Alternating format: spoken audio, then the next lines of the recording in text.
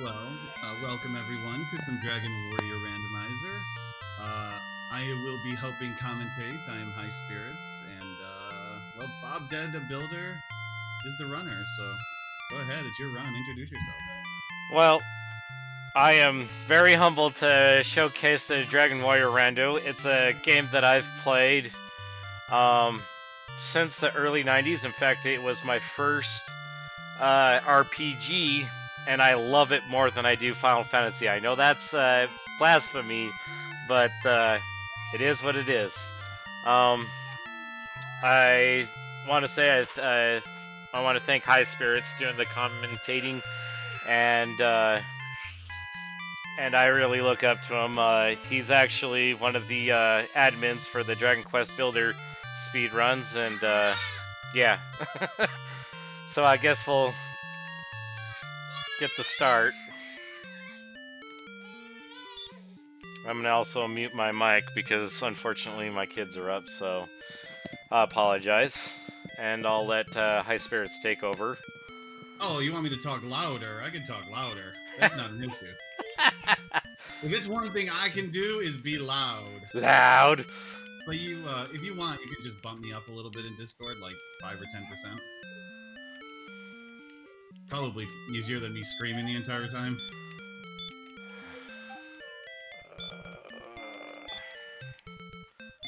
Oh great! I know what that. Wait, you're gonna make me look up what that stat build is now.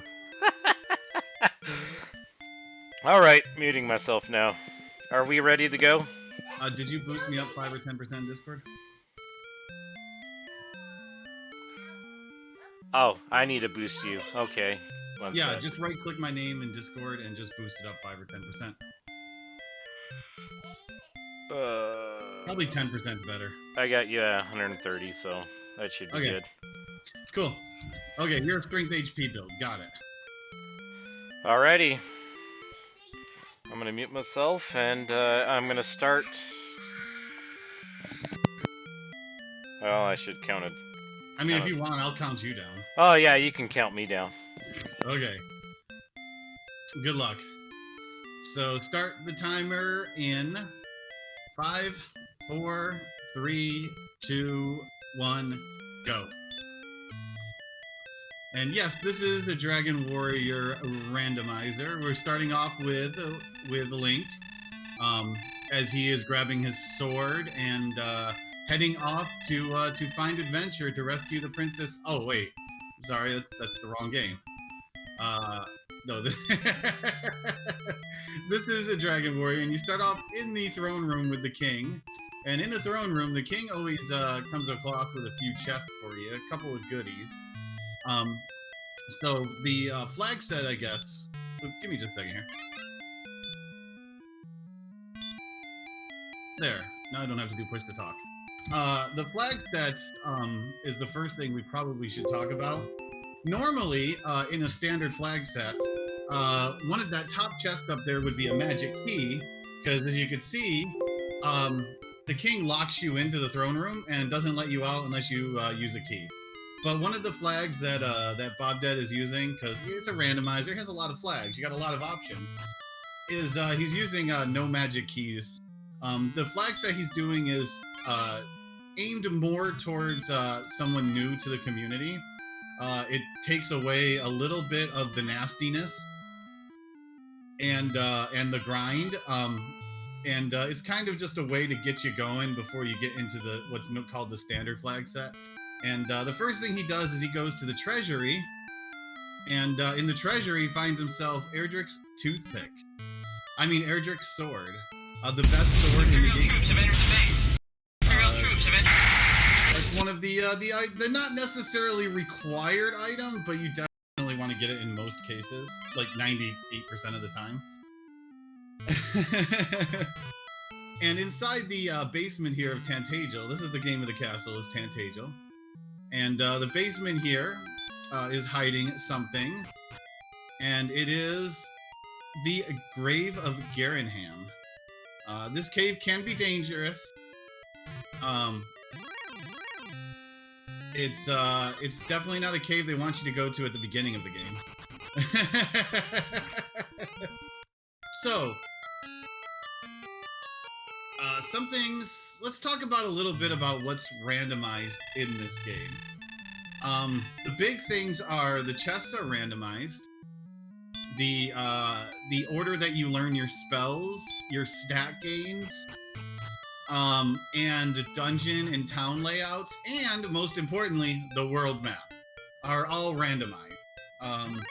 Those are the general main things that are randomized. You can also randomize a lot more things, which he has done. He's included some things like the how much the weapon shop or how much the weapons and armor sell in shops.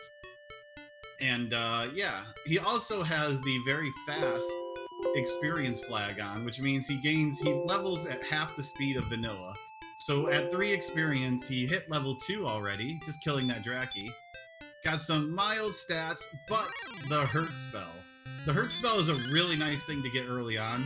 It's the one of 2 damaging spells in the game, and yes, they weren't very original back in 1986. The hurt spell and the hurt more spell are what you have.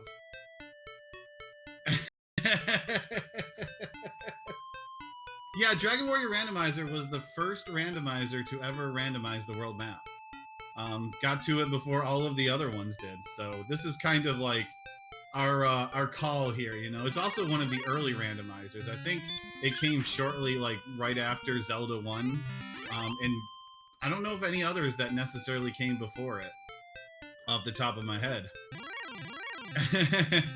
So he's trying to explore a little bit, gain a little bit of experience, and he sees a cave up here. He's going to try his chance on the Scorpion, and because he has Erdrick's Sword, he can easily take down the Scorpion.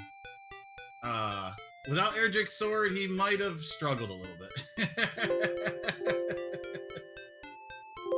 And he got some mild gains, but nothing spectacular. Oh, 2 caves up here. Now, if you didn't have the Erdrick's Sword, that hurt spell would have been fantastic. So he's going to come in here and find Swamp South.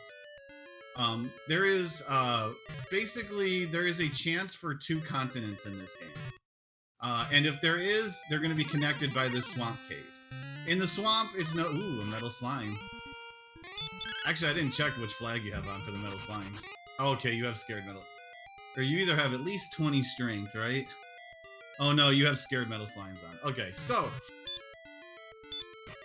yeah, so there is a swamp cave here, and it can connect to the same landmass or 2 landmasses. And he comes out swamp and finds the worst town in the game, Breckenary.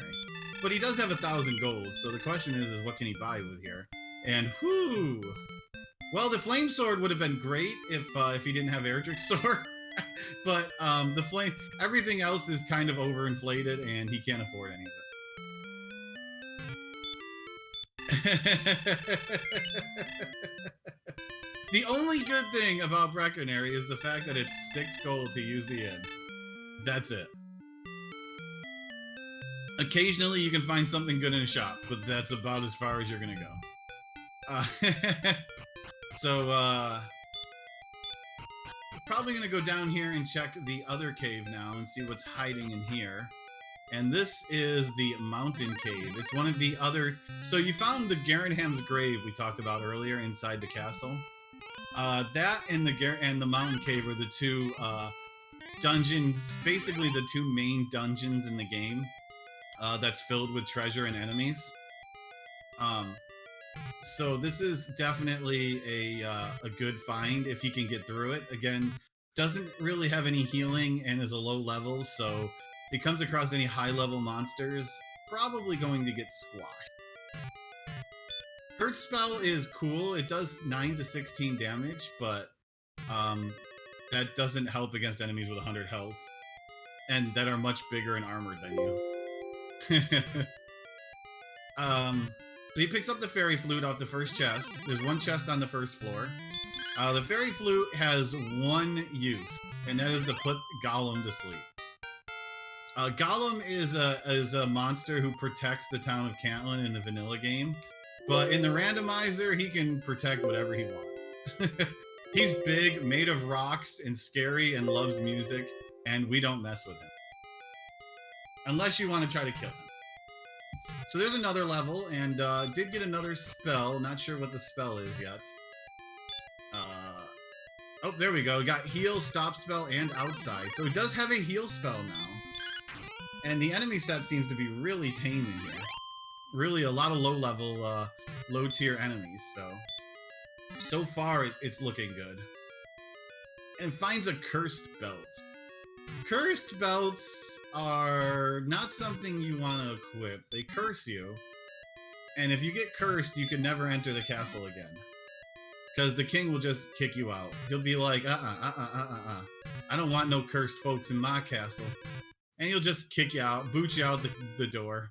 Finds 2 cursed belts in here. The cursed belts actually have another purpose, but with the flag set I believe he's using, let me double check. Okay, no, actually he's not using open. Okay. So Death Necklace, that's also a cursed item, but that one's special though, and we'll get to that in a second. But yeah, so the cursed belts have a unique piece of information, I guess you could say. When you so there's 3 search tiles in this game, where you can search on a square to get a piece of equipment. There is the guarded item in Hawk's Nest. There is the overworld item, and then there is the and the item on the ground in Cole, the town of Cole. And those in the vanilla game all carry important pieces of gear, but this is a randomizer. And the randomizer shuffles all of those search spots, but it also cannot put stuff in the search spots. It can choose to put the stuff into chests. And if it puts an item that would be in a search spot in a chest, then the game uses the cursed belts to fill those chests. So you would take a cursed belt out of the pool, and there's 3 cursed belts. And like I said, so if you find 2 cursed belts, you know that there are at least 2 search spots with items in it. Oh, and he gets, oh, nope, 2 damage to the Metal Slime. Needs to do 1 more. And got it. Metal Slime is the most experienced in the game, along with Golem and Red Dragon, but they have a 25% chance to run every turn. This is a good level up. Good power increase. That's 2 levels you actually got with that. Sleep spell can be useful in situations. But yeah, and you have to have extremely high attack power to hit them every time. So every attack is a 50-50 to hit them.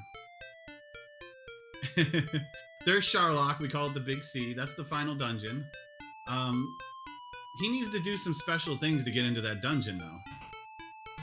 So let's talk about those special things. Those are a lot of the key items that you see on the tracker. Ooh, Blue Dragon. Blue Dragon is a late game enemy and not fun to play with right now. And it's going to send you back to the king. When you die in this game, you go back to the king, and you lose half your gold. Because taxes, I guess. His HP and MP is really terrible for level 7, by the way. But yeah, so in order to get into that Sharlock, he needs to pick up a few items. He needs to find the Erdrick's Token, the Stones of Sunlight, and the Silver Harp. Another level. Those items will, and then you take the Silver Harp and you take it to an old man who turns it into a staff. You just take the staff from the old man. It's pretty mean. And then you take it to another cave who turns it into the magical raindrop that makes a bridge that leads to the final castle. So our goal is to find those 3 items, and you want to find Erdrick's sword and Erdrick's armor. The sword is not required if you have an extremely high attack power, but the armor is pretty much required because of how overpowered it is and how the game is balanced around it. Oh, wizards are a late game Sharlock enemy. 36 health. They probably should hug them unless they're being nice. So another thing that's randomized in the standard flag set that he's using is the abilities that enemies get. Every enemy can have up to 2 abilities besides just punching with fist. And those are randomized. When it comes to their stats, that's not randomized. We call randomized monster stats chaos mode. Because things get really hairy when you suddenly take away any knowledge you thought you had on the game. Plus, their resistances, for the most part, are not randomized. The only resistance that's randomized is stop spell resist. Being able to stop them from casting spells. And that even has a cap at 9 out over 16. All of the resistances in this game are based off of 16s. So this is the Rainbow Drop Cave. We call it the Jerk Cave. When you get the 3 pieces, the staff, the token, and the stones, you take it to him and he gives you the fancy necklace. But if you don't have Erdrick's token and you talk to him, he kicks you out of the cave. Hence why he is a jerk.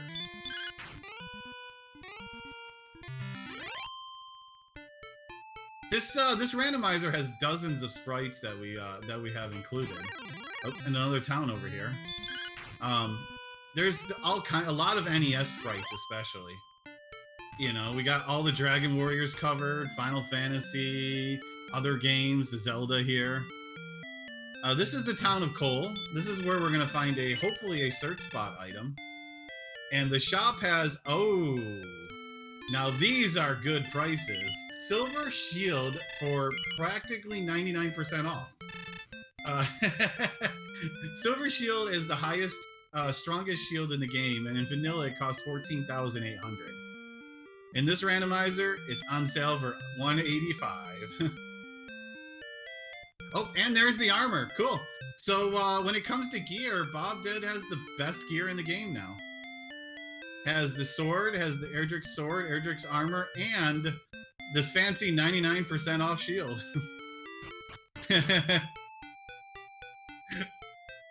So that's a nice thing. Start there. Now he just needs to find all the key items so he can get to the final dungeon. And to grind levels, because I would say the average level that you need to beat the game is probably around 15 to 16. That's what the randomizer is aimed towards, is this giving you, on average, the stats that you need to beat the randomizer at level 15. The game actually goes all the way up to level 30. You're welcome to grind it if you want. I'll pass. But it's, in order to beat the Dragon Lord, it's kind of a juggle. You kind of have to weigh your stat, is what you have to do.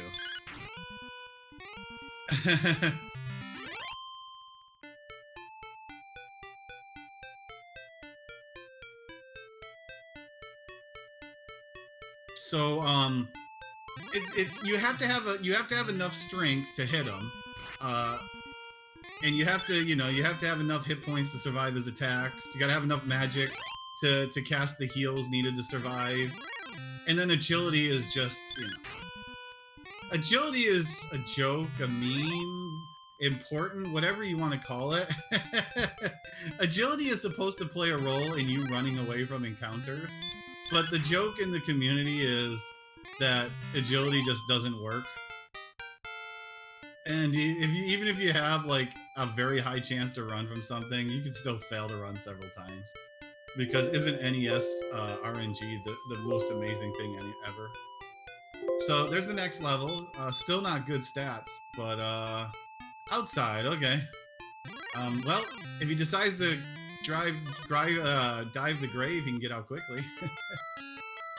And that's the Red Dragon. Say hello to the Red Dragon, everyone. He is the worst enemy in the game.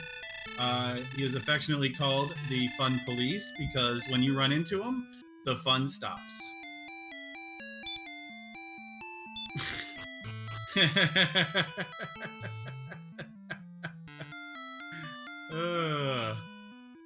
It is the hardest enemy in the game.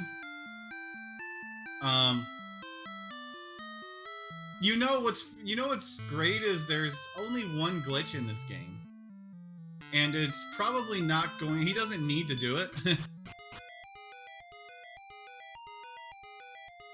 Um, and the glitch involves an infinite opening a chest. Like, he could pull it off right now if he wanted to, but usually the only good thing that comes from the infinitely opening a chest, the infinite chest, is grinding gold for like a silver shield that normally costs 15,000. But now that he has all the gear, he has nothing else he has to buy. Oh, the third cursed belt. That's actually very, very important to see. Because, so, I'm probably helping him out a little bit here, but, you know, let's just not tell him I am. When you look at all of the stuff that he has, and all of the stuff that can be on search tiles,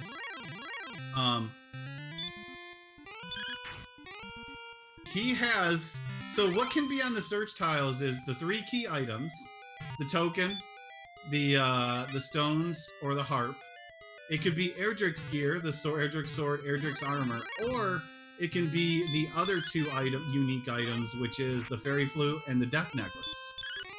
So, if he has searched 1 search spot so far, which is coal. And he's found 3 death necklaces and he's killed the second metal slime, which is also good. He knows now by default that having the flute and having the death necklace means 2 of the key items have to be on the 2 of the other search spots. That's just like, you know, doing math. I know math is bad, should never do math. But it all comes down to, you know, sometimes those cursed belts are actually really useful.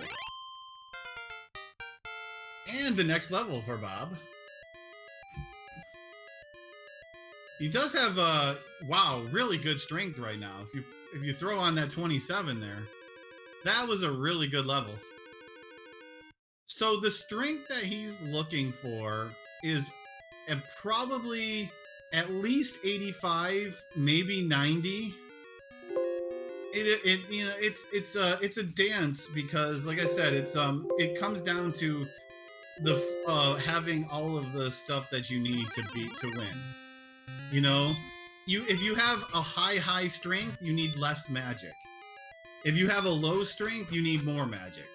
If you have a high defense and a high hit points, you can use less magic because you'll have more opportunities to survive.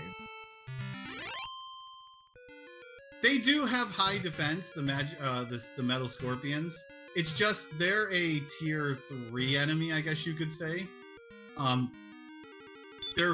You actually find them very early on in the game.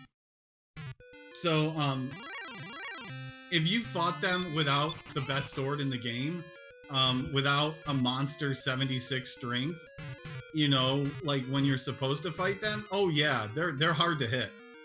They're fast and they have a lot of armor. But yeah, he has Erdrick's sword, which is the best sword in the game. And he has 76 strength. So he's diving the grave right now. There's 5 chests in the grave. And he's coming up on the last one in a couple of screens. Hasn't found anything useful, but to be fair, there's only 1 item, maybe 2 items out there left that can be useful in chests.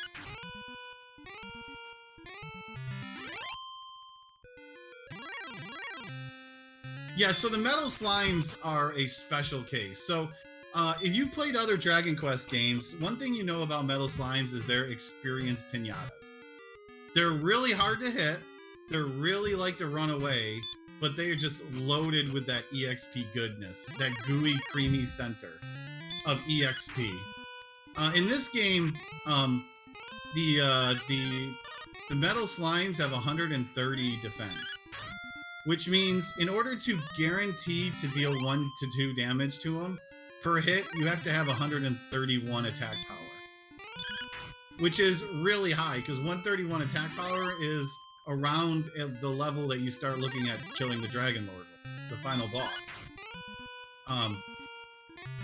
So like, if your attack power does not exceed the defense of an enemy, you deal 0 to 1 damage. Oh, there's a fighter's ring. That's helpful.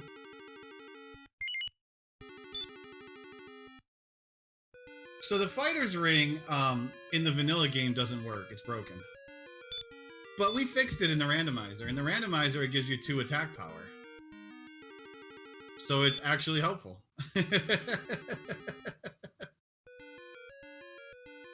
Oh yeah, this game you can miss crits, which is great. So he's collected every item out of the grave. He's done everything out of the mountain cave, so, you know, that's a huge chunk of the chests right there.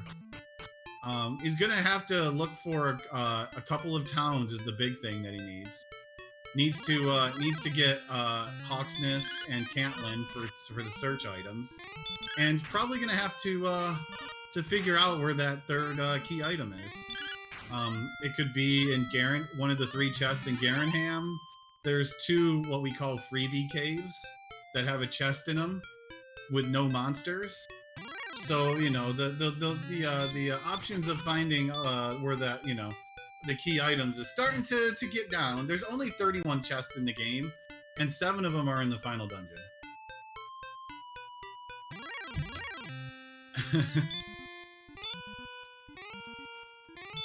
So let's look. Right now Bobded has 76 strength. Oh yeah, so here's a golem, by the way, and he could play the flute to put the golem to sleep. Now golem, has stop spell. Stop spell is a very nice thing to see. So let's talk about Erdrick's armor right now. I told you how it's overpowered. Well, it's probably the single most powerful piece of gear in any RPG ever. Ooh, he punched to the face. That one hurts. So, what it does is not only does it give the highest defense in this game, actually the question is, what doesn't it do?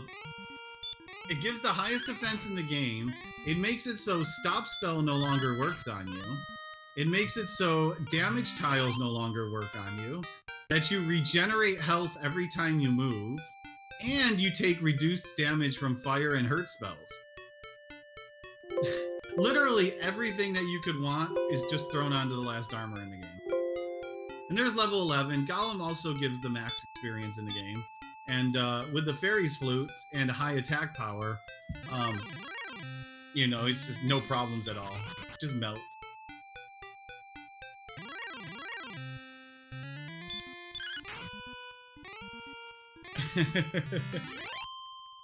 Okay, so looking at stats right now, the really terrible part is that HP and MP. That's really low.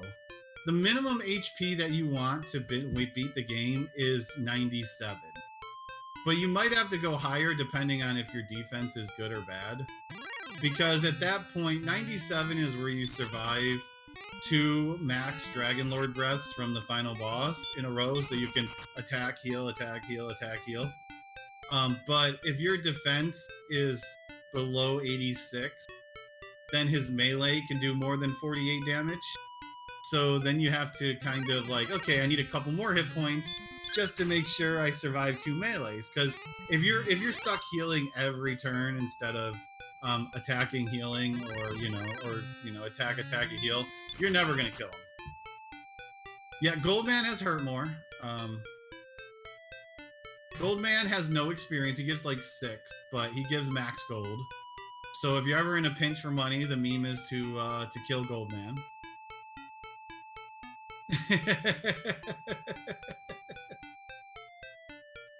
He's on the southern side of the map right now. You could tell because it's just flat down there. The randomized map is 120 by 120 squares. So that's what the size of the map is. But not all of that is playable. You're gonna the randomizer makes a lot of small islands and stuff that aren't able to reach. So you're never gonna find gonna have to use up most of the squares of the map. But you can get some really evil map.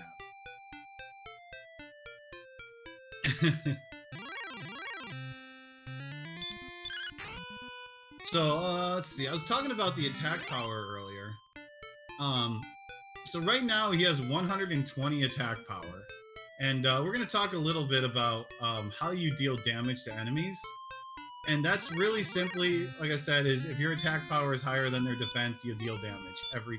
You're guaranteed to hit as long as they don't dodge your attack. Stone Man is a late game Sharlock enemy, but very weak to sleep. But he has a ton of health. So you get him to sleep. He only has a 1 in 8 chance to resist it. You can take him down. He has around 120 to 130 health on average. Decent chunk of experience, but he's a big giant rock wall. That's all he is. But right now we're just we got another town, just exploring. Magiwyvern is another really good enemy to put to sleep.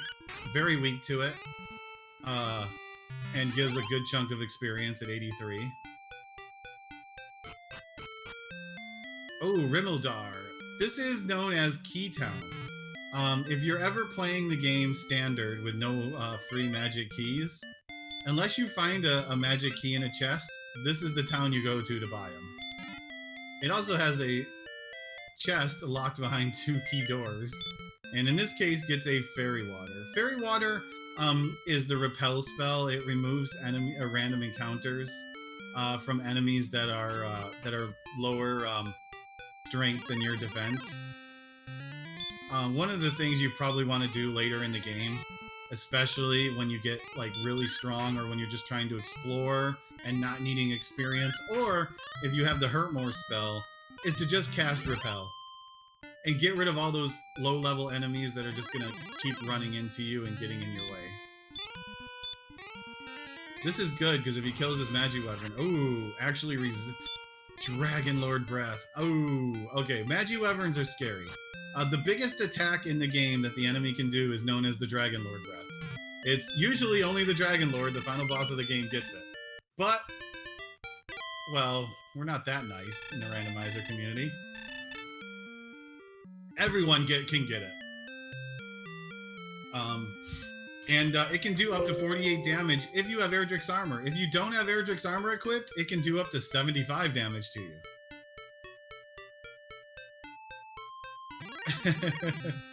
But one more Magiwyvern would be a level. And yeah, they're 15 out of 16 weak to sleep, so to miss one is... There's a lot of enemies that are like have a 1 in 16 chance to resist something, and they will resist it more than they ever should. This game has funny math. 7 more strength. Wow. You need to start seeing those hit points in that magic, though. We got 11 magic there. Still way behind, though. And not giving you those good spells. Return. So the 2 spells that he's really looking for is Heal More and Hurt More. Yes, they're original names. Heal More heals you for 85 to 100 health every time. And it's a requirement to beat the Dragon Lord. You can't out-heal the damage he does without it. And Hurt More does 58 to 65 damage per cast. And there's a lot of enemies that can be easily hit by it, like this werewolf. And the werewolf has a chance to die in one shot to Hurt More. So if you get an early Hurt More, you can usually farm experience really, really fast. And then, you know, you just repel away everything that's not Hurt Moreable, or that's low level, and then you just Hurt More everything that you can.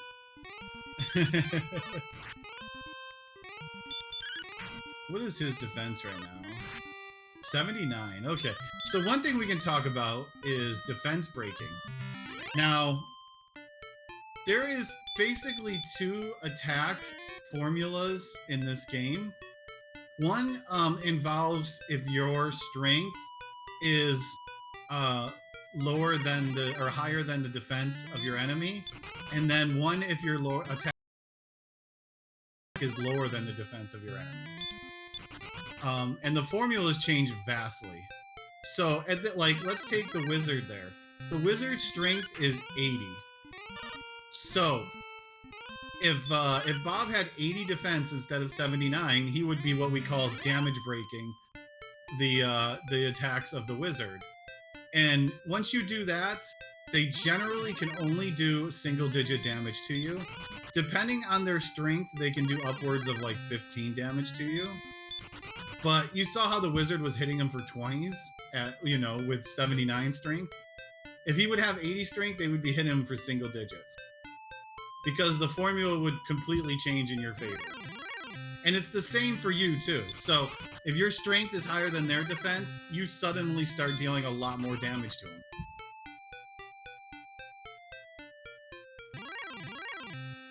This game, being a very early game, especially because this is what's considered the father of the JRPG genre. Like Dragon Warrior 1 is what basically created this type of game. This turn-based RPG that, you know, with the simple get the key item, save the world type genre. Like this you can blame all of the JRPGs from today from this game right here. Albeit it's very simple, it's still, you know, this was pretty big for 1986. You know, this is still this is 35 years old now. This series is, so this game is 35 years old. Yeah, I am older by this game by like a few months, so. Yeah, well, I'm a few years older than this game. I mean, I'm an old man, but yeah, this is the grandfather of the entire genre.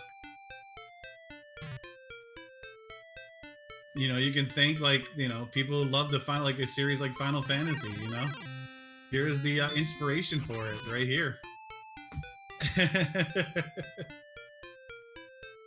So right now he's just on exploration mode.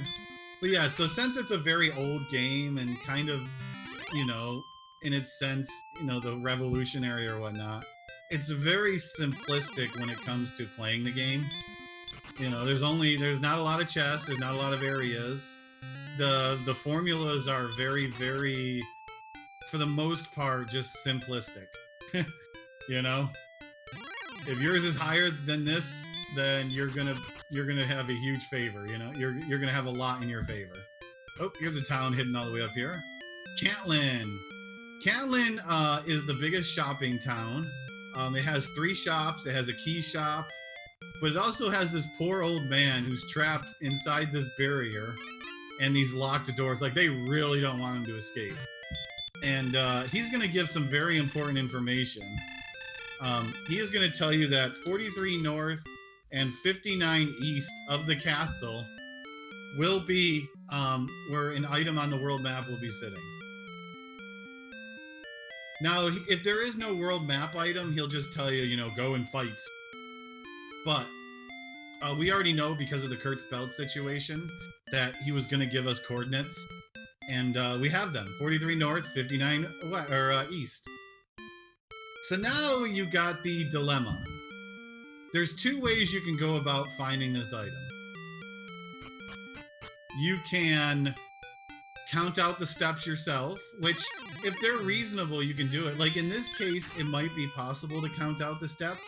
It just, you don't know unless like there might be giant water masses in the way. It might be on a second island. Or you can go get what we get called the GPS, the Gwendolyn Positioning Satellite or System. This game does have a princess who's been captured by the big bad green dragon.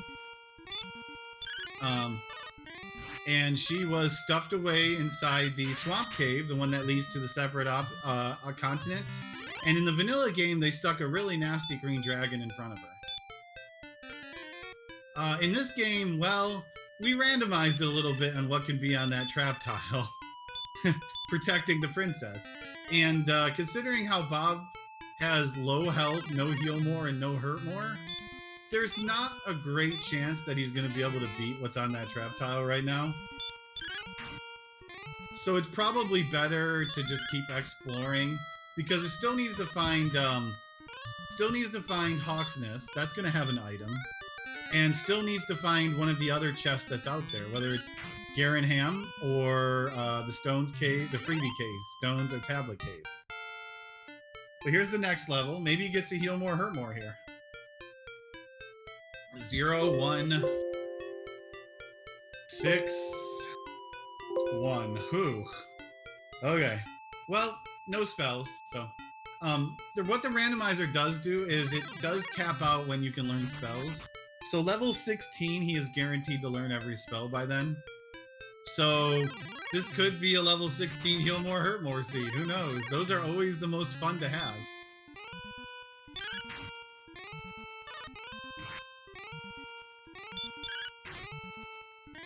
But 127 attack power now. So he's getting into the range where he can start killing the Dragon Lord. But with 127 attack power, you generally want around 120 magic. Right now, he has 33. That's not gonna cut it.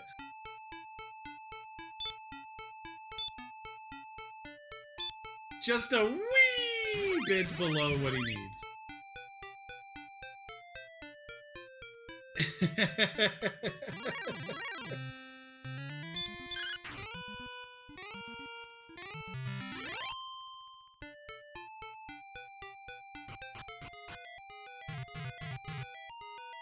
So he's in the swamp cave now.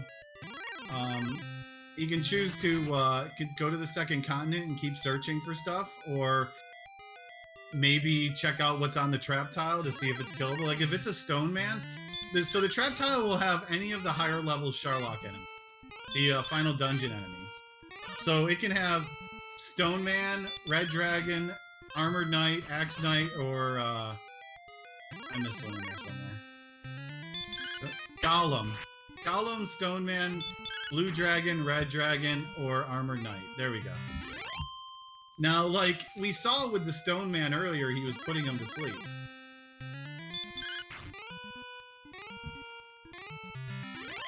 I was also going to that trap tile to commit suicide, so... That works too. Sometimes the best healing in this game is to just die. Because you get your health and magic back.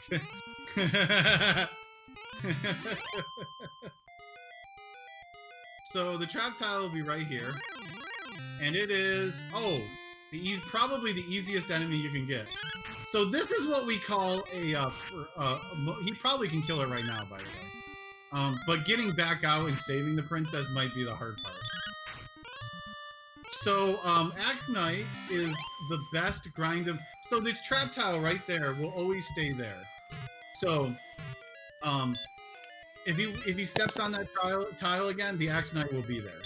So the reason why the Axe Knight is the best is because about 2/3 of the time it dies to a single hurt more, if you have it.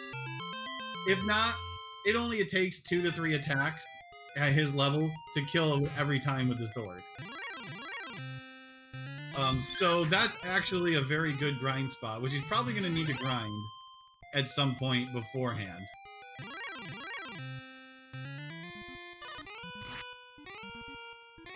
He's also the guardian at Hawksness for the Edric's armor. Yeah, in the vanilla game he is, yes. So yeah. So the Hawksness spot will be the same as that right there. It can have one high level Sharlock enemy in it.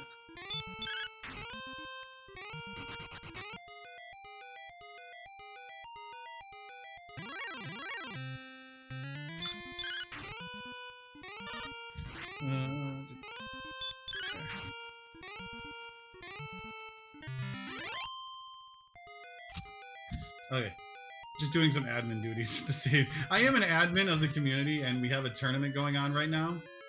A randomizer tournament going on right now. And we have our first match of the day going live in a couple of hours, an hour and a half. So we got 3 matchups today, going from 3 Eastern all the way to 8 Eastern start time. And if you're interested in watching any of the tournaments, you can watch them on the Rando Mania channels. Usually it's just Rando Mania 1, but sometimes there's more matchups. You can find them on the RPG Limit Break channel.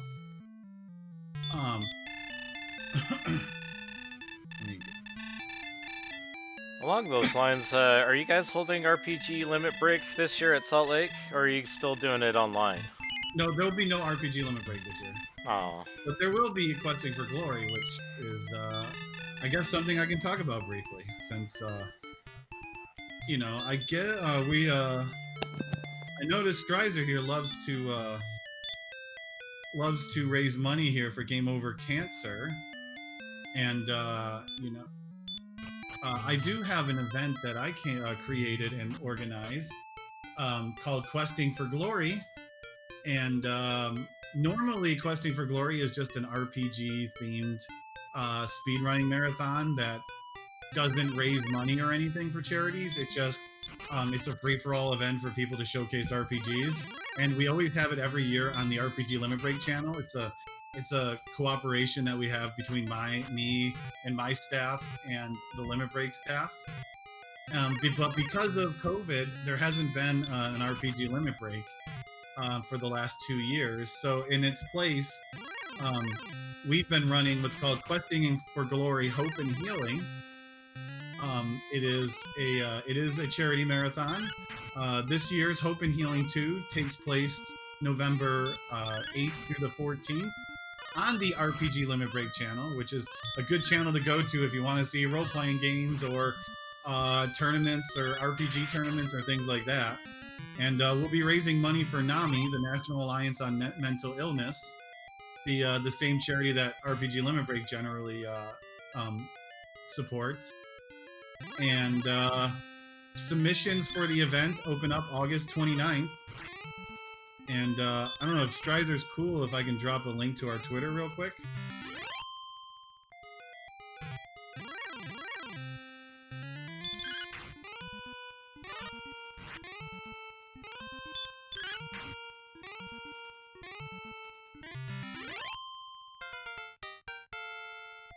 say the least. I don't care if you're using my time. That honestly, you're do what you need to do as long as Strider is okay with it. Well, I was just asking Strider. Yeah. So there's the next level. I didn't know if links were allowed in the panel, so you got 18 magic. That's good, and you got a spell. At least you got heal more. Okay, that's good. You got the healing spell. So that is Questing for Glory's Twitter account. You can find access to our Discord server or any news that we post. And if you have an RPG speedrun and you want to help out charity, or if you want to volunteer for the event, end of the August is when we open all that stuff up, and we'd be glad to help you out because, we're all here trying to help everyone else out. We're here helping out Strizer, and I'm glad to be a part of any of the other charity events that I take part in.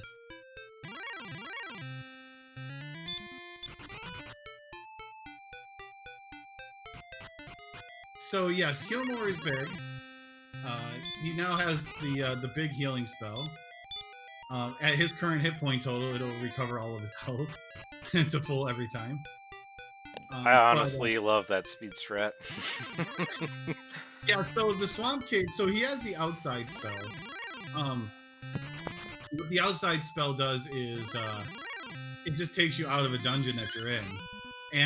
But the swamp has 2 entrances, so if you cast outside, it takes you to the north entrance every time.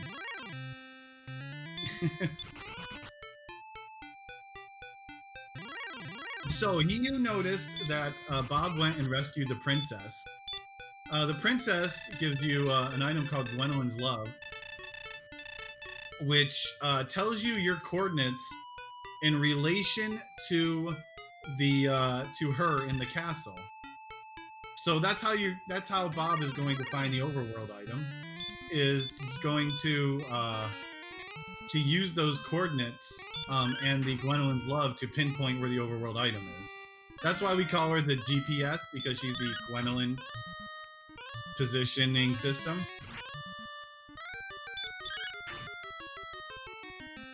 There are times that I just pick her up and don't even get the GPS. Oh, you got a cave over here. This is one of the one cave you need to keep looking for. Stone Cave. Okay. This is the Staff of Rain Cave. So when he finds the silver harp, he's going to take it to that old man and steal the old man's cane. I know, Bob will be a jerk, but that's fine. The old man will have a harp to play, so that'll be cool. and he's going to use that fancy staff to help him get his rainbow drop.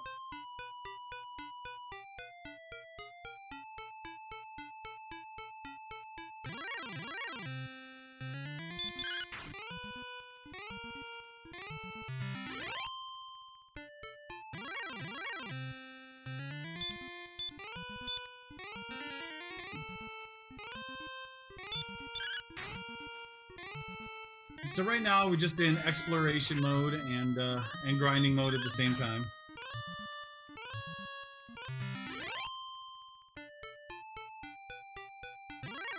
Trying to work his way towards where the overworld item slot is, which I think I forgot what the number was already.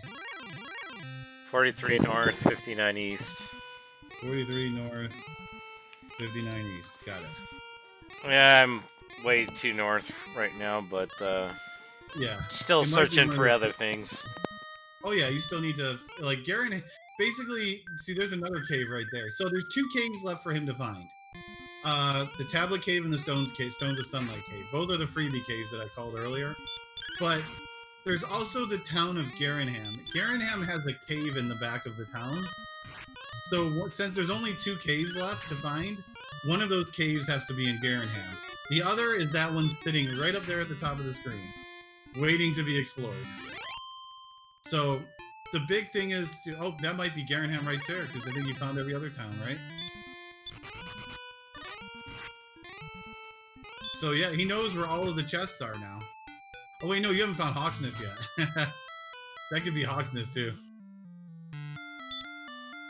What do you got here? Oh, there's the Silver Harp. Cool.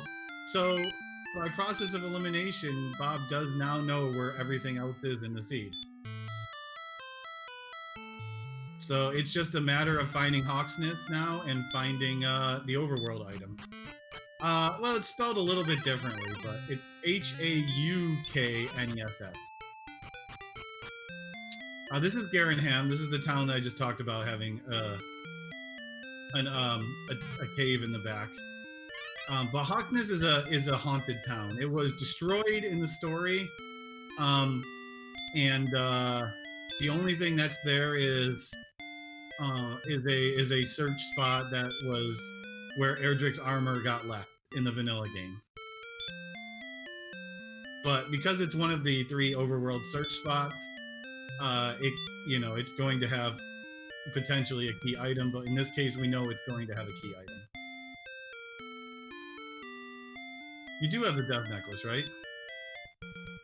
Yeah, I might have dropped it, but yeah, I have it. You still have it. Okay, so yeah.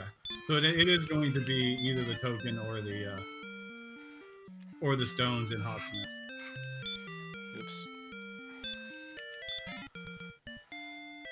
Time to go get a Slurpee. I just picked up 7-Eleven. Nice. So back here will be what we call the Tablet Cave. It's no enemies, but it just has one chest way at the very end of it.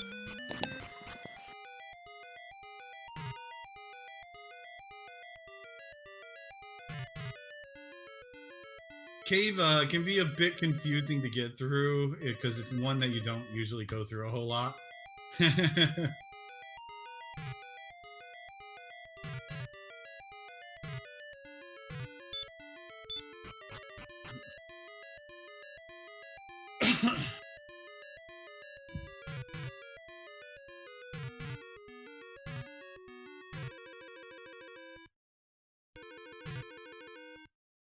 It's also one of those caves where if you don't... So you'll notice that he has a light around him.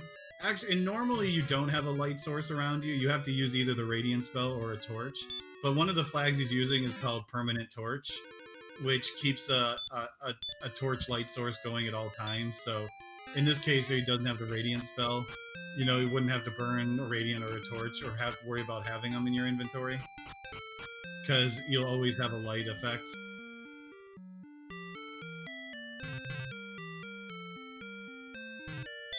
So now it's off to try to find one more town. Now, given his current stats and heal more, he can pretty much beat whatever is going to be in the Hawksness trap tile. Although if it is a red dragon, it might require a little bit of patience to kill with 66 health. But he's less than 500 experience from the next level, so... Hey! Well, we now know where the second island is. Connects to the back of Charlock there. Interesting.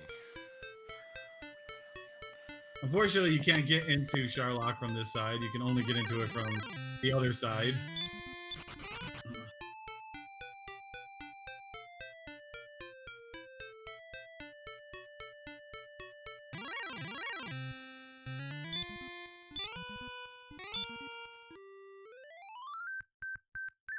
So yeah, anytime you put an enemy to sleep, they have a 25% chance of waking up, or is it 33? I always forget which one it is.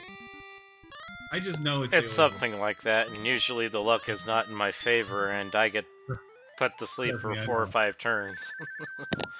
Trust me, I know how you feel. There is a thing called HS luck out there, okay? He's guaranteed to stay asleep 1 turn anytime you put something to sleep, but after that, it's a percentage chance that they wake up. And anytime you get put to sleep, there's a 50% chance that you wake up every turn, but the game caps it at 6 turns that you can be asleep. So they don't cap the way the enemy can be asleep. You can sleep lock an enemy forever if you just get lucky, which is how like the tool assisted program or so this game also has has predictable RNG. So there are fully manipulated routes of this game that people have finished in 25 minutes or so. But it involves like manipulating metal slime kills to level 7 and then manipulating a whole bunch of 1 in 16s in order to beat the Dragon Lord. And it's not the easiest thing to pull off. But there's a few people that have been able to do it, so...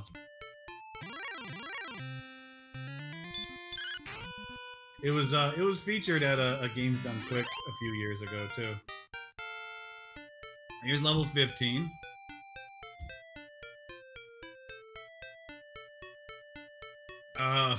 Well, the power, is not going to go up a whole lot more. You're already pretty set, but that hit points in magic, though, whew. That hit points in magic needs some help. Which is interesting, because we might see a big boost in those hit points in magic soon, because they're going to have to equal out soon. Yeah, like I've tried doing a manipulated route, and I failed miserably. I like to say I'm good at the banging my head against the wall parts of the speed run. Right. Of these speed runs, than trying to manipulate them out with frame perfect movement. I think Arcus is one of the people that did. Oh, there's Hawkness. There's a town. Did Arcus do it? I think Arcus did do a manipulation route.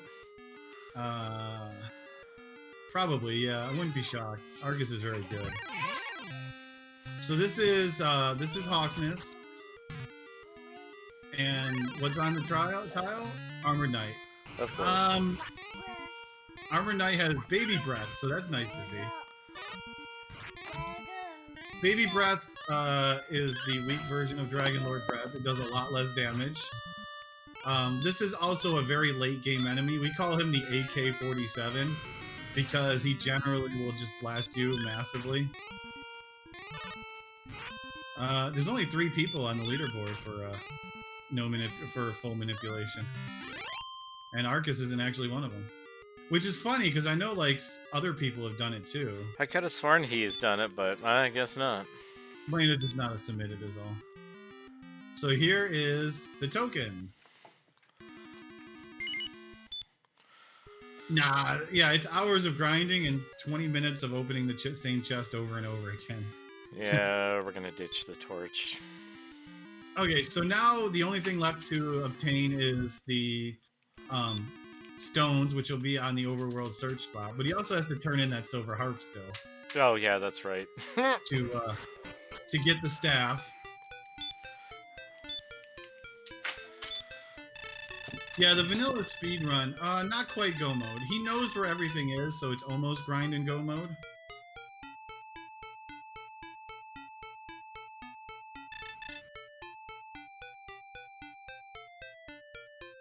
Just needs to get to the coordinate spot and turn in the staff and all of the items to get the rainbow drop. But then there's going to be grinding. But the grinding will be easy. It won't be super fast until he gets hurt more, but he's guaranteed to get hurt more at the next level.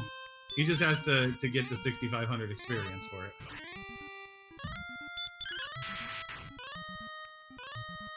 So there's 3 scales of experience that we have in the randomizer. We have vanilla, which is the really long version. We have the standard flag set, which uses fast, which is 75% of vanilla experience per level. And then the version he's using is very fast experience, which is 50%. So if you know the vanilla experience totals, when 50% is really easy to figure out how much you need. Like at the next level in vanilla, he would need 13,000, so 6,500 in this one.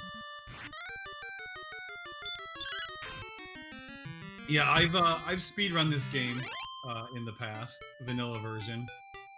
I think I still have the second fastest time in the world when it comes to no manipulation. I still plan on beating your Dragon Quest Builders full run time. Oh, that should be easy. I've barely touched and routed that game. Come on. Take it from me. Well, granted, I haven't touched it in, what, 3 months? I'm known for speedrunning a lot of Dragon Quest games. Sometimes in a row. But I'm pretty knowledgeable when it comes to the whole Dragon Quest series.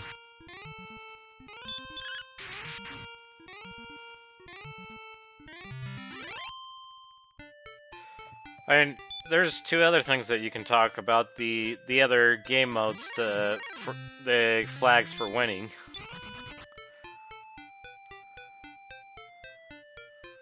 Are you only using one flag? Are you only using? I'm using the vanilla flag for winning. Okay, I was like, do you got another? Did you change the goals? I didn't change the goals, no. I was like, if so, then why are you still fighting? No. So yeah, there's some other fun things with this randomizer. You know, there's a lot of settings here that we haven't talked about. Like, you know, it's a randomizer. It's been around for a while. But we also have different win conditions also. The normal win condition is to go to the Dragon Lord, beat him up. But we also have what's called Cursed Princess, which is you rescue the princess and give her a cursed item. And how you do that is whenever you rescue the princess and take her back, and she gives you that Gwaelin's love, that tells you, you know, your position on the world map. If you have a full inventory, she takes one of your items, and she always takes the lowest valued item. So what you do is you basically fill up your inventory with nothing but cursed belts and key items, and then you rescue the princess, and when she tries to take an item, she takes a cursed belt, which she has a pretty funny line about something about, oh, thank you for this core set, and then she gets cursed. And that's one way to win. The other way is Three's Company, which is the PG version of what we used to call that flag. But Three's Company is to rescue the princess, walk to the Dragon Lord, and say yes to him. Because when you get to the Dragon Lord, he's going to ask you, hey, if you join me, I'll give you half of the world. And if you do that, you messed yourself up big time. And then, but if you have the princess and you have Three's Company flag, then you win the game. They throw a party. They talk about something about putting up a disco ball, which is actually true. It's in the text. And yeah. But we got other fun flags. We got things like you remove all the numbers in the game. We got black and white mode. You know, we got a whole bunch of fun little things. And there's your 16, so you'll get hurt more. So Axe Knight grind will be very fast.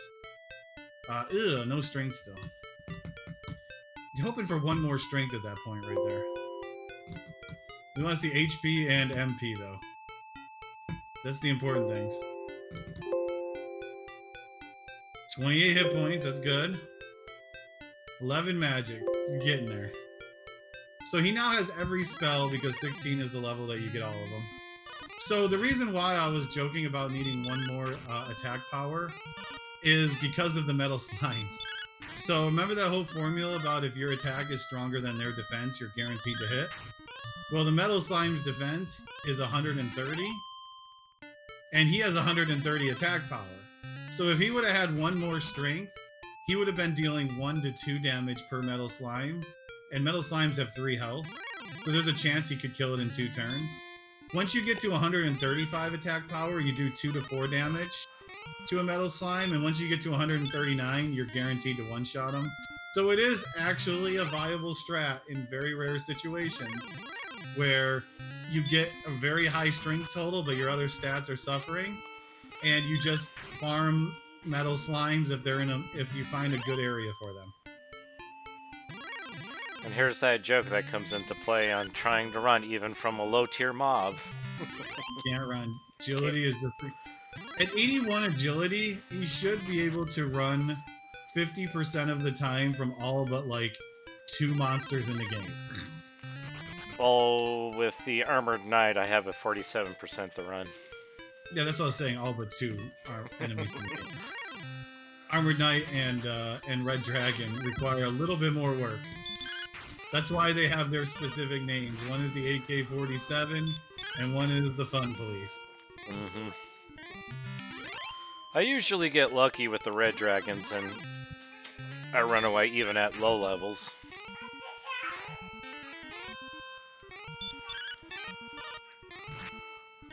Haven't missed on the shade in quite a while. God, for friggin'. But yeah, overall, still not ready for Dragon Lord. But all the items he has all of the items that he needs. Just needs to turn in and get the rainbow drop, which should know where the cave is for that. Well, no, he still needs to get the stones. I forgot. He's still looking for overworld stones. Just got to pull out the coordinates and figure out how to get to where they are. Sometimes the tricky part is reading the coordinates too. Yeah. Because, like, to give an example, like the coordinates say, you're supposed to be so and so north and east. But when you read the coordinates, it tells you where you're in relation to the castle. So it's gonna say the castle is to the south and to the east, or to the west. So you kind of got to remember that you flip it to know where you actually are to the item. You're having pretty good metal luck so far. Well, I said that, knock on wood. There you go. Well, while I'm over here, I might as well go back to Hawksness and just grind a little. Shoot, you got the grind tile over in Swamp. There's no reason to grind here in Hawksness. But I got hurt more. Yeah, but get your item and go destroy the Axe Knights. Oops, wrong spell. God. You got a very easy to get swamp that's right next to the castle. Just get your coordinate, get your item on, get your rainbow drop, and go grind. Because then you're just wasting time if you're using 2 hurt more per. So I need to go to the right of the map. So Bobdedbuilder is still fairly new to the randomizer. Yeah, I think I started playing this randomizer like 2-3 months ago. Correct me if I'm wrong, the people that are in my chat.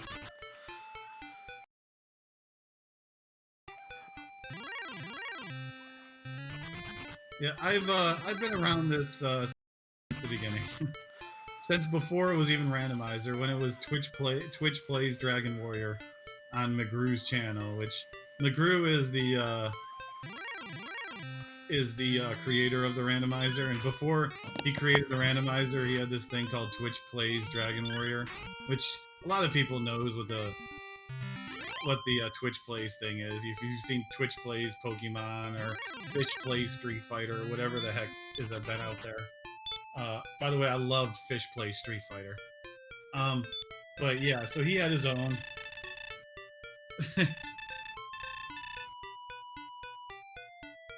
A bit more to the east, especially, and a little up. You might have to go to the second continent for that.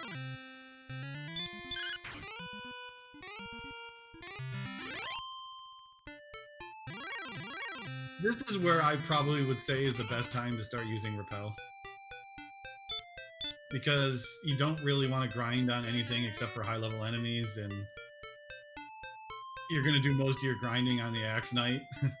So best to just get the last item as fast as you can. I don't know, can you go to the right there past Oh, I have to go down and then to the right. Oh, okay. I haven't been watching too much of the map layout, so. But you could say I have an axe to grind with the Axe Knight. Dirt. Yeah. Steal his axe and stab him in the back with it. Ask him some excellent questions, right? Right. So yeah, Red Dragon, you're not guaranteed to. You need, I believe, 90 agility to have a 50% run chance from Red Dragons, so they're just no fun. Oops.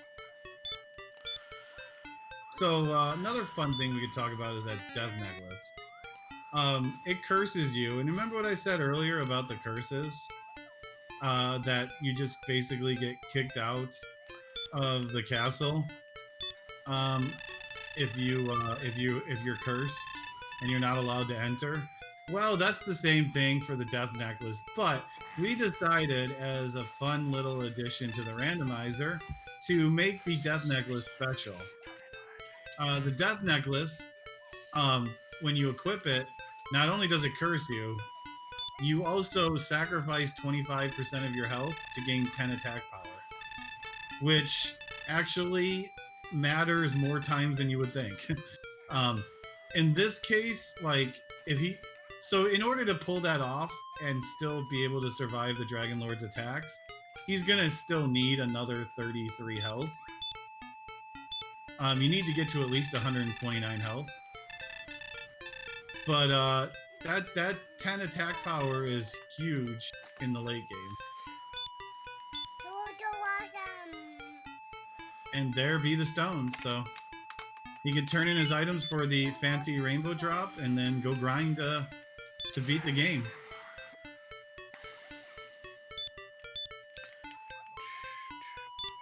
Hey, Pumpkin.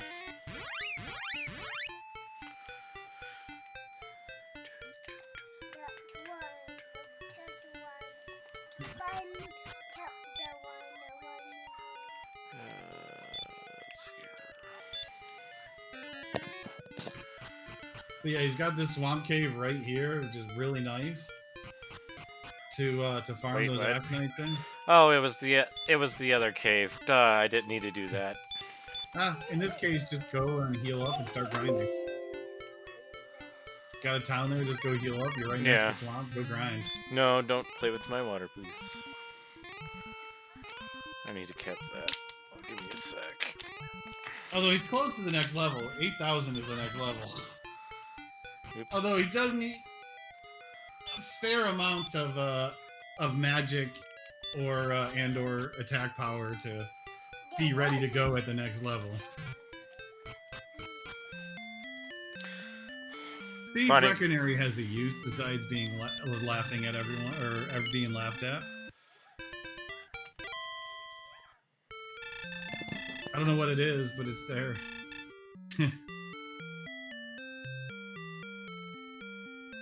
So 90 defense is really good. That silver shield is huge having that. I mean, in an average seed, you're not gonna have the silver shield just because of how ridiculously priced it is. And just to give you an idea, there's 3 shields in this game. The silver shield costs 14,800. The second strongest shield, the large shield, costs 800. And then the third shield costs 90. So to go from the 10 defense of the large shield to the 20 defense of the silver shield costs 14,000 gold. I'm usually lucky enough in the randomizer that it's under 1,000 most of the time. Yeah, if you're playing randomized shop prices, you're gonna have a much better chance of getting it just because you're gonna be able to find it cheaper. So 2 Axe Knights will be a level.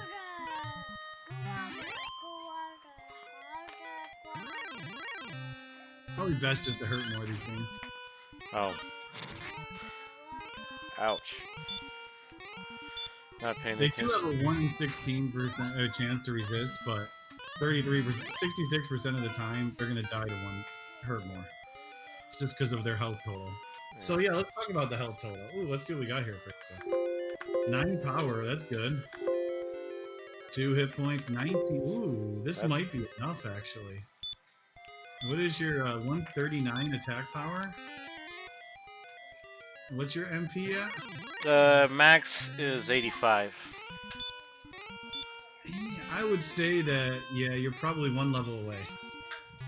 You can win with these stats, but 1 level would be a little bit safer. Yeah, I would have to get lucky with terrific moves. So yeah, shoot, what was I talking about again before that? I can't remember. Oh, health, okay. I'm going to talk about monsters' health. So when I say 66% of the time it kills the Axe Knight 1 try, there's a couple of reasons for that. One is obviously there's a damage range on the spell. But enemies in Dragon Quest, almost exclusively, well, even the Metal Slime technically, but enemies in Dragon Quest throughout like most of the series can spawn with up to 75% of their health. It's kind of like their way of being like, hey, you're not going to come across every single Axe Knight that you see in the wild is gonna have a max of 67 health, be healed up, you know? Some of them will have been just through a fight or something, and they're going to have less health. You know, they're already going to be hurt and damaged. So an Axe Knight can actually spawn between 53 and 67 health. So like even a 58 hurt more still has a good chance of killing an Axe Knight when it appears. Even the Metal Slime technically does, but because it only has 3 health, 75% of 3 is still 3 rounding up. So you know.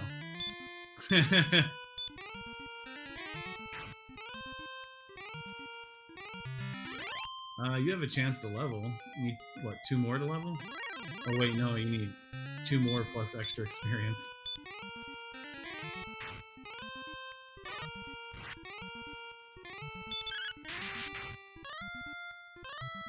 But yeah, so the only thing that's exception to that rule is the Dragon Lord. Dragon Lord 2, I should say. So Dragon Lord 1 follows the same rule. He can have 75 up to 100 health. But Dragon Lord 2 has a health range naturally. He can have between 150 and 165 health. And that varies based on randomized or seed to seed. So if he can get this kill here, he should have a good chance. I'm gonna see if he get enough stats to really be able to pull this off. 0, 1, 60. Yeah, you're good. You're ready. So that's 61 health. Now puts them into that death necklace range that we talked about. 150. Yep. So Definitely. he can now safely death necklace, give himself 10 more attack power, and just completely like do. I think that puts you at 149 attack power. Yeah. So at 149 attack power, he only needs around 64 magic, but it's actually going to be less than that because he's still going to have 120 health and really high defense. So he has, yeah.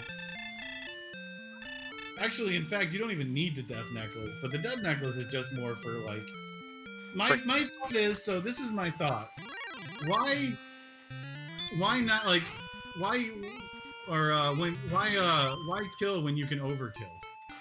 You know? We can Bob curse him, I guess. I mean, that's my thought, right? Like, okay, yeah, you can hit for a little bit here, but let's hit him for a lot more. So in the attack range that he's in, 10 attack power from the Death Necklace is actually really big. And I'll give you an example why. So I'm going to talk about, like, hitting the Dragon Lord. Because let's talk about one of the flags that he also has on is called Short Sharlock. Which means instead of Sharlock being like 7-8 floors long, it's just going to be 1 floor. It takes away a lot of the variance. Like, people in Zelda 1 randomizer say level 9 is the great equalizer. Well, Sharlock is our great equalizer. If you have to go through the entire dungeon, if it's filled with armored knights, red dragons, monsters that do Dragon Lord breath and sleep, Oh my. you have to get completely blown up on the way down. When you take away it down to 1 floor, then you take away a lot of that potential variance, and it does get easier. It's definitely but it gets much faster. So you just have to remember how to get back to Charlotte. Right. So I'm gonna talk real briefly about how to damage the Dragon Lord, and I'm specifically talking about Dragon Lord 2 here. So the Dragon Lord 2, this is how we're gonna figure out. I'm gonna go through and help you figure out how we know that we're ready for this. Dragon Lord 2 has 100 defense. That means you have to have at least 101 attack power to be guaranteed to hit him. Right now, he has 139. But that's even going to be 149 when he puts that Death Necklace on. But I think I remember now. I gotta take the long way around. Yep. So if you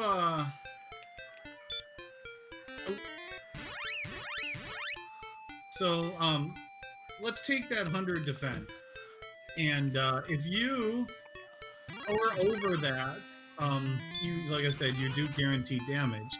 So then we get to how you figure out how much damage you're going to do. So in order for the Dragon Lord, you start with that 100 defense and you remove it from your attack power. So 139 minus 100 leaves you with 39. So you have 39 as your attack power that gets past the defense.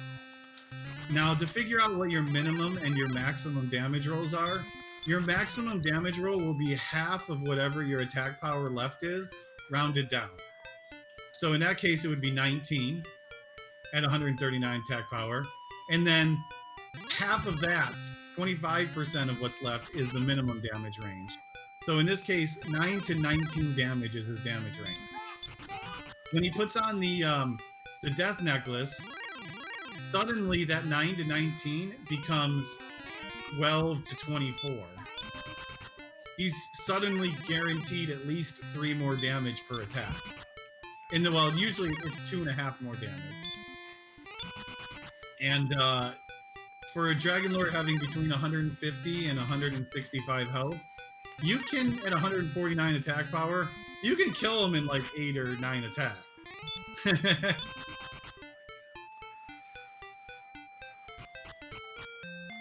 So that's how we figure out if we're ready for the Dragon Lord. Is we figure out how much damage we can do. We look at our magic, because each heal more. Because basically most Dragon Lord fights are going to be you attack, heal, attack, heal. On occasion, we get what we call a double, which is you're able to stay above the max damage that he can do and not have to heal a second turn in a row, and you can heal, you can attack, and then heal. What? I thought it was up this way. You know where the back door is, at least. Right? Yeah, the joys of a randomized world map, by the way. Well, it doesn't help that I didn't sleep much because I had to pull the extra slack last night at work, and so my legs were hurting something fierce. Don't worry, I'm right there with you with the lack of sleep, so... Alright. Oh yeah, 139 attack power, he's guaranteed to one-shot a metal slime. As long as it doesn't run away. Right. At this level, they're more than likely to run away. No, well, it's the percentage doesn't change. It's still going to be 25%. Well, that's what it seems like. Yeah, that's what it seems like. And here we go with the constant sleep. And he ran away. What a jerk! Takes half his health and then runs away. This is the nonsense that I was talking about. It's just like, are you serious?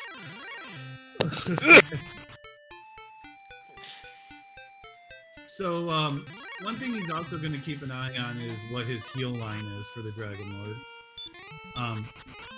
Dragon Lord only does two things. He attacks or he breathes fire. If he breathes fire, he only does either 42, 44, 46, or 48 damage. So you know that the max he can breathe on you is for 48. And then his melee is just like your formula is based off of what your defense is. And if you get to 86 defense, the most he can melee you for is 48. So at 91 defense, he actually can only be meleeed for 47 then. So he knows that as long as he has at least 49 health, he can attack and not have to worry about healing. I knew I should have written this down.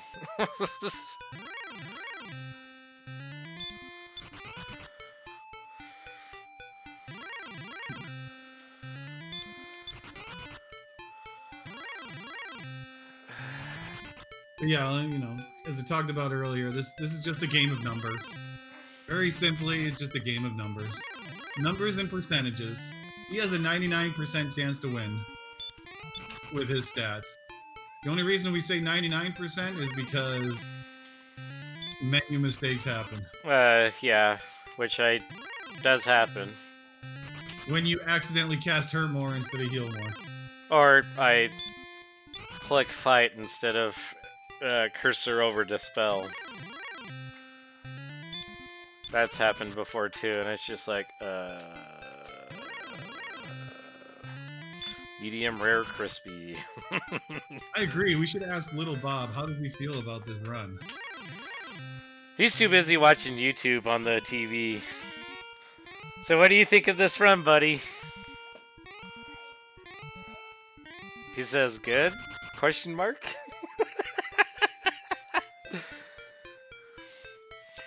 I average 2 hours a seed with these flags. That's right. Word.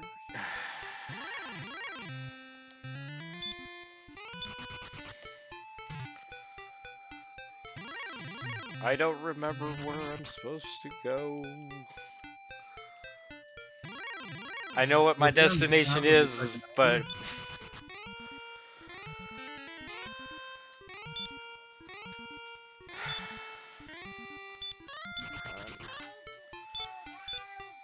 Because the second island was kind of split up into two halves. Was the right side going to lead you there, or was that the one that took you to the other side? No, I think I found it before I... Yeah, I think it was. Remember when you got to that town? I asked you, what about that direction? Yeah, I know it's near Cole. It's northwest of Cole. Yeah.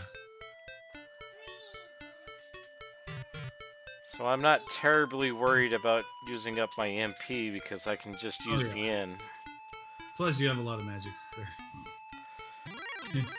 I still like going in with full strength if I can, you know? Yeah, whatever makes you comfortable. Whatever makes things easier for you. If you're going to use the inn, then I'd be repelling right now. Get rid of all these. And at 91 defense, there's only like 5 enemies in the game that he doesn't repel out of the 35 regular enemies. Was it up more north to the northwest?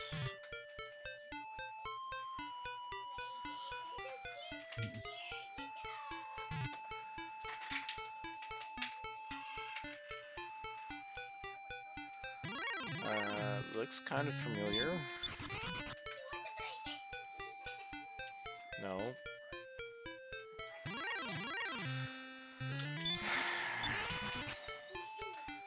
I just gotta stop skipping here and just remember.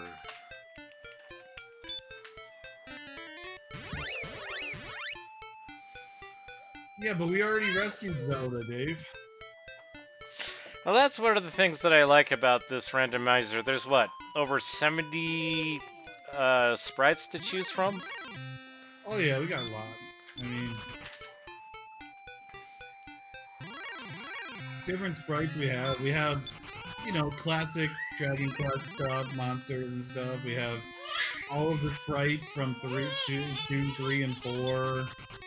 We have all of the Final Fantasy 1 sprites. We have like Final Fantasy 4 Cecil. We got all of the iconic people like Link, Mario, Luigi. I mean, red or green Luigi, black or purple Luigi, and yellow Luigi or Mario, and Yeah. we have the Pac-Mans, the ghosts. We have things from like Blaster Master and Bomberman and Star Tropics and Kirby and all kinds of stuff, and more sprites that'll get added with the next version. So we do have an alpha of the next version that'll start coming out after the tournament, which adds a few more randomization options. Like in the new alpha version, we'll be able to randomize where the chests are in the dungeons. So you'll never know where the chests are or how many are going to be in each dungeon. Yeah, Arcade's Ring is represented. And so we got more people making more sprites, so.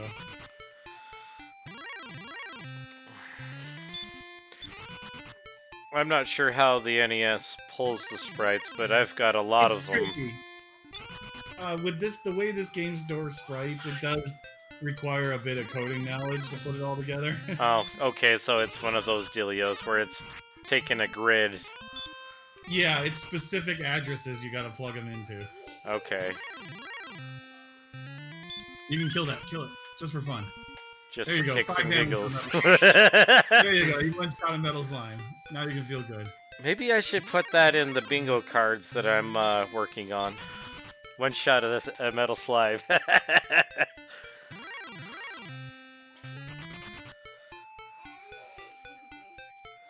I could have sworn I think I did check these stupid things. I'm starting to think it's on the second island. I think you've gone through this entire one already. What? I could have sworn it was through a swamp. Yeah.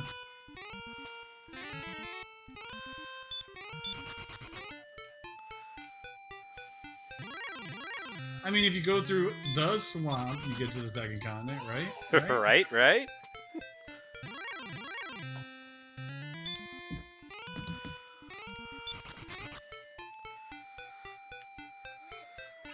If it's not up this way, yeah, I'm returning and going through the swamp cave. That's not so swampy.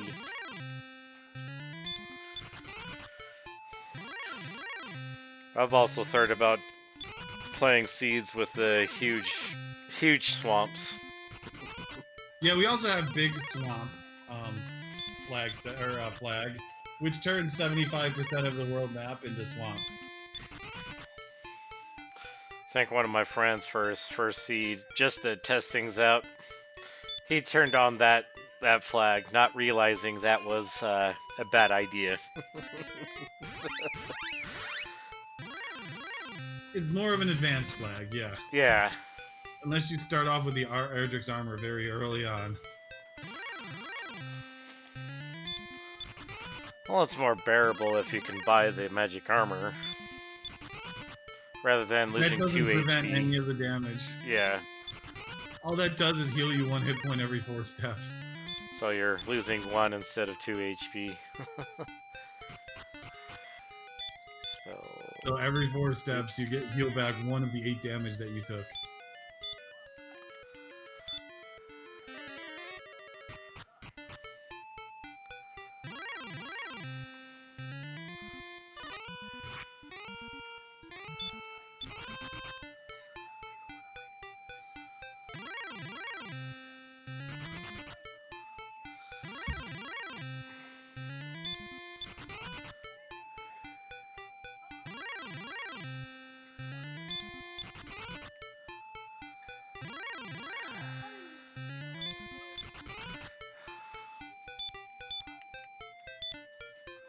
Get that repel up there. There Yep. you go. There we go. Just gotta snag. Yeah, that. coal is... I thought it was up this way. I think coal was on the back end of it. You're gonna have to probably go back to Breckenary there where the Swarm Cave is. Yeah. I bet you coal was on the butt end of it. That's probably why So you I would have thought had to that. go around the other way to get there. Yeah. I'm probably thinking of another seed, which is possible. I remember the things that I'm not supposed to remember. I think you wanted to go down back there. You're right. Like I said, remembering things that I'm not supposed to remember. That's fine. I know how you feel. I have a rule of like when I have a tournament race, I don't do seeds for at least several hours, if at all, that day before a race, just so I don't get seeds confused.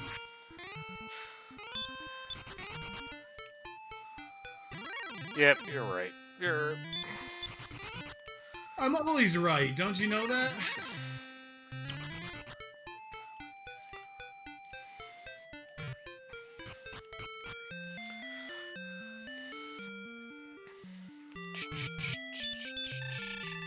Probably use a repel before you use the in. Oh, I didn't know that was a thing. Oh yeah, then you get your 2 magic back, and then you use the in, and because at 91 defense, you're gonna repel a lot of stuff. Like you're not gonna see.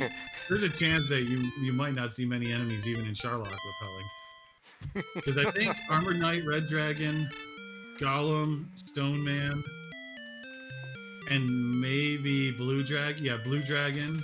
I think those are the only 5 enemies that you can see right now. So Axe Knight should be gone, Wizard should be gone, Starweaver and Werewolf. You're actually repelling those away. So yeah, every zone. So the zones in this game are 15 by 15 squares on the world map, and then inside the dungeon, they're based on floors. Pretty. So every zone has up to 5 slots for enemies. Now, so there's a 20% chance for each enemy. But some enemies can occupy more than 1 slot. So you could have a higher chance to get enemies. So another thing that we did in the randomizer is we decided to make things harder for people. We gave a guardian. There's a tile down here that's another trap tile that we, just to make things a little bit harder for you. And, I actually like that touch. That's not too bad. We'll do a hurt more and just be done with it. You do got hit points to spend if you're going to Death Necklace. Yep, short Sharlock. So that's the Guardian. One of the strategies with a short Sharlock, especially if you got open, is an open Sharlock where you don't need to get any of the key items, is to look at what's on the trap tile to grind there. You're at full health. Yeah, we're gonna do the Death Necklace for kicks and giggles. There you go. So that gives him 10% attack power and drops his health 25%, which still puts him around 120 health. Which means there's a chance that he could still get those doubles that I talked about earlier. Now you just have to make sure you remember to press B. Don't say yes to the Dragon Lord, or we're done for today. Right? Thou art a fool! So with his defense, so Dragon Lord 1, he looks like Ditto, by the way. You see that expression on his face? He's just Ditto Lord. Can hurt more, stop spell, or melee. He's damage breaking him, so the melee did 3 damage. And then Dragon Lord 2. 22, really good hit. 45. 45. We're gonna heal. And that is what we call the menu mistake. Oh. Yep. But he didn't kill you for it, so you're still good.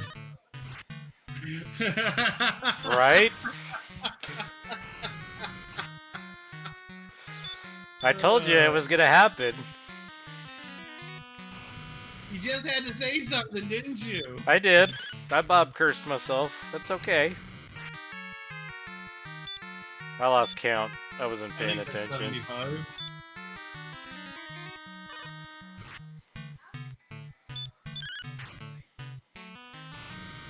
Yeah, he's just doing like near max damage every attack.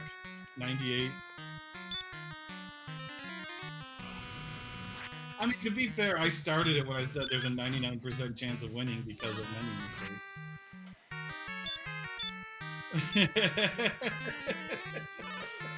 Well, I got max heal on that one. Nice. Yeah, 116. Jeez. 134. We're gonna play it safe.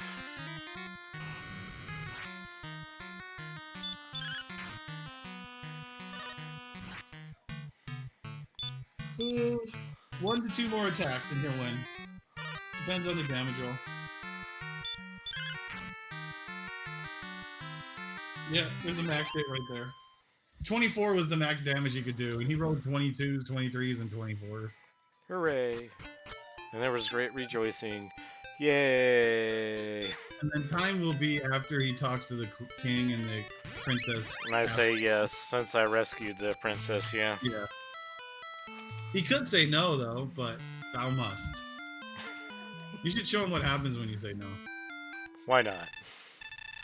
So we call it But Thou Must for a reason. It's one of those games that makes you think you have a choice, but you really don't. Yeah. So the king wants you to become the new leader. And then if you rescue the princess, you get this cutscene where she asks you to marry her. No. Or join you. But thou must. No, but thou must. And then you get stuck in a loop. And then time.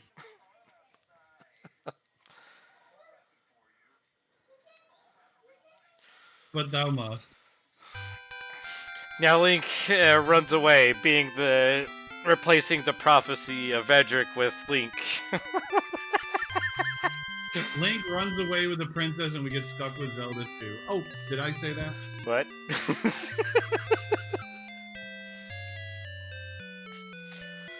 I think my PB for with these flag sets is 1 hour and 9 minutes. Not bad. That's a fair amount of time, but I average about 2 hours. Wow, I just cut my average down. There you go. I want to say thank you for the Daggett for venting the seed, so to make sure that we were under estimated time, and thanks again, High Spirits, for commentating. That was a huge help. No problem. Glad to help you out here.